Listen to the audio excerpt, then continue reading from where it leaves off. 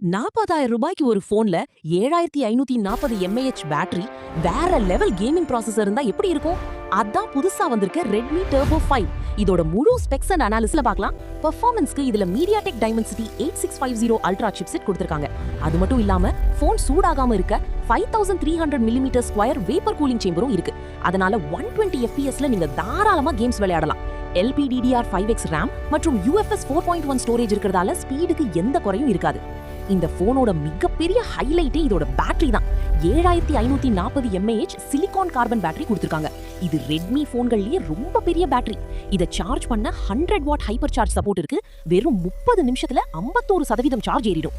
அது மட்டும் இல்லாம 27 வாட் ரிவர்ஸ் சார்ஜிங் மூலமா உங்க மத்த கேஜெட்ஸையும் நீங்க சார்ஜ் பண்ணிக்கலாம்.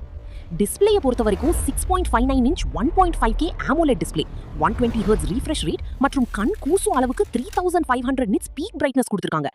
பில்ட் குவாலிட்டியில ரெட்மி செம்ம மாஸ் காட்டியிருக்காங்க. ஏன்னா இதுல IP66, IP68, IP69 மற்றும் IP69K ரேட்டிங் வரைக்கும் தண்ணி மற்றும் தூசுல இருந்து பாதுகாக்கிற ரேட்டிங்ஸ் இருக்கு. கூடவே கொரில்லா கிளாஸ் 7i ப்ரொடெக்ஷனும் இருக்கு. கேமரா செக்மெண்ட்ல 50 mega pixel Sony IMX882 main sensor OIS plus EIS கொடுத்திருக்காங்க. கூடவே 8 mega pixel ultra wide camera இருக்கு. செல்ஃபிக்கு 20 மெகா பிக்சல் கேமரா கொடுத்திருக்காங்க. 4K 60 fps வீடியோ ரெக்கார்டிங் சப்போர்ட்டும் இதுல இருக்கு. கேமரா ஓகே தான், ஆனா இது ஒரு கேமிங் அண்ட் பெர்ஃபார்மன்ஸ் போன் அப்படிங்கறத ஞாபகம் வச்சுக்கோங்க.